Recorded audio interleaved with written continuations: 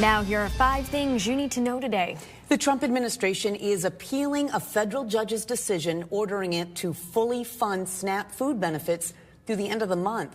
That ruling was in response to cities and nonprofits pointing out only 65% of the maximum benefit would be offered during the government shutdown.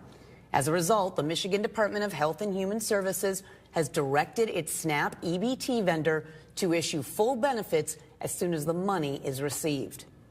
Flights across the country being canceled this morning, including at Detroit Metro Airport. The Federal Aviation Administration is ordering airlines to cut thousands of flights across the U.S.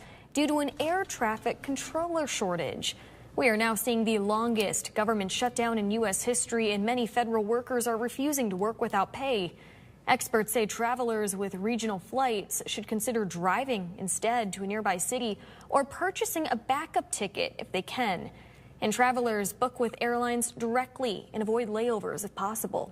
All right, mark your calendars for the opening of the North Flint Food Market. It is a cooperative on Clio Road near Pearson Road. And this is a big deal, 10 years in the making. The store aims to provide affordable food with profits invested back in the neighborhood. It will open this coming Wednesday after a ribbon cutting at noon.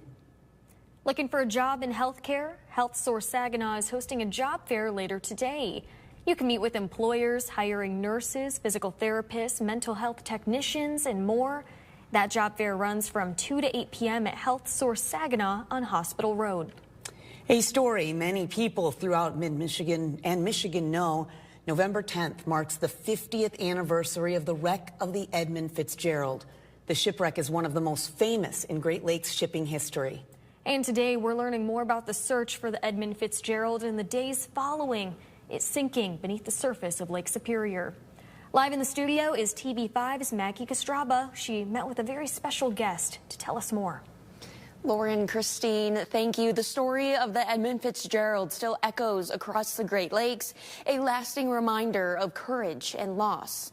Tony Hall was just 19 years old and aboard the Coast Guard cutter Wood Rush in Duluth when they were called to search for survivors that November night. Nearly 5 decades later, his memories of that mission remain vivid. The biting cold, the uncertainty.